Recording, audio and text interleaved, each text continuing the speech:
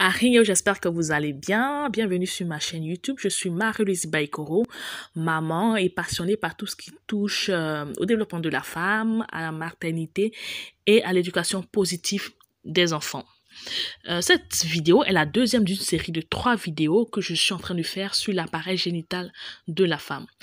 Déjà, la semaine dernière, j'ai publié une vidéo dans laquelle je parlais de façon basique de l'appareil génital de la femme, des différents rôles qu'il jouait, de ses composants et toutes ces choses-là. Ce qu'on va faire aujourd'hui, c'est aller un peu plus en profondeur en prenant organe par organe, en expliquant le rôle de chaque organe, mais surtout en parlant des pathologies qui peuvent s'attacher à ces organes. On a tout ça dans le but d'aider les femmes à connaître leur corps, mais surtout à prendre soin d'elles si un jour doit faire face à ce genre de maladie-là. Pour ceux qui voudraient bien voir ou revoir la première vidéo, je vais mettre le lien en barre d'infos. Je vous conseille de regarder donc cette vidéo-là jusqu'à la fin, de vous abonner et d'activer la cloche de notification pour ne rien rater de mes prochaines vidéos. On y va maintenant en commençant par les trompes de Fallope. Bon visionnage!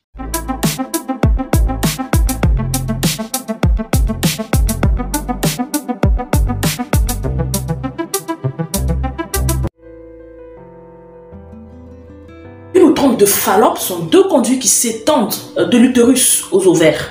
L'ovule expulsé par l'ovaire au moment de l'ovulation est capturé par les pavillons de la trompe qu'on appelle les franges tubaires et transporté ensuite vers l'utérus grâce à des cils qui constituent la muqueuse tubaire. La fécondation de l'ovule par le spermatozoïde se fait dans la trompe et non dans l'utérus comme beaucoup d'entre nous le pensaient. L'embryon ou l'œuf qui est ainsi formé est propulsé par les cils dans la cavité utérine pour grandir.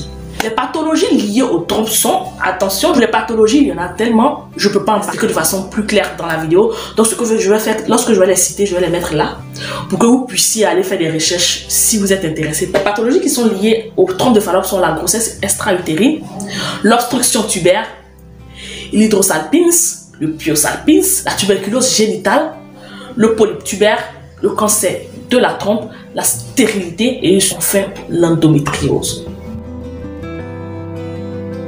Les ovaires sont des organes qui propulsent les ovules, comme je vous avais dit.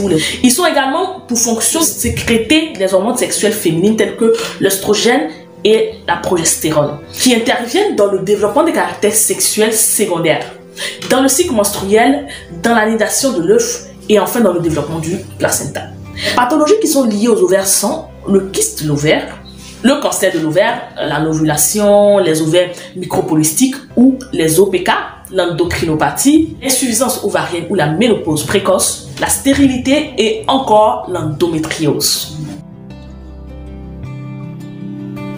L'utérus est un organe destiné à contenir l'œuf qui est fécondé, à assurer son évolution, à s'assurer qu'il passe d'embryon à fœtus et à l'expulser lorsqu'il est arrivé au terme de son évolution. L'utérus est donc un organe qui est creux, mais qui a des parois qui sont musculaires. Donc le muscle utérin, il est appelé myomètre. La cavité utérine communique et avec les trompes de Fallope et avec la cavité vaginale. Donc c'est un organe qui est intermédiaire entre les trompes de Fallope et la cavité vaginale. La cavité utérine est tapissée de muqueuses appelées endomètres et la démarcation périodique de l'endomètre, c'est ce qui constitue ce qu'on appelle les menstrues ou les règles. Lorsqu'il y a une fécondation, l'œuf fécondé s'implante dans l'endomètre. Les pathologies qui sont liées à l'utérus sont le fibrome utérin, les polypes utérins, l'adénomiose, le cancer du col de l'utérus, vous en avez déjà entendu parler aussi, le cancer de l'endomètre, les synéchies utérines, la ménorrhagie, les pathologies obstétricales, le prolapsus génital, l'endométrite, la cervicite, les condylomes génitaux, l'herpès génital, la stérilité et les malformations utérines. Le fascia est un conduit qui s'étend du col de l'utérus à la vulve. C'est un organe de copulation, donc de relations sexuelles, et de ce fait, il est fortement érogène. Le fœtus traverse le vagin au moment de l'accouchement et de l'expulsion. Les pathologies qui sont liées au vagin sont la vaginite, la mycose vaginale, le kyste vaginal, le cancer du vagin, les condylomes génitaux, l'herpès génital, le diaphragme vaginal, la malformation vaginale, enfin le prolapsus vaginal. La vulve. La vulve correspond à l'ensemble des organes génitaux externes de la femme. C'est un organe qui est érectile tout comme le pénis chez l'homme, et qui participent à la copulation, donc aux relations sexuelles.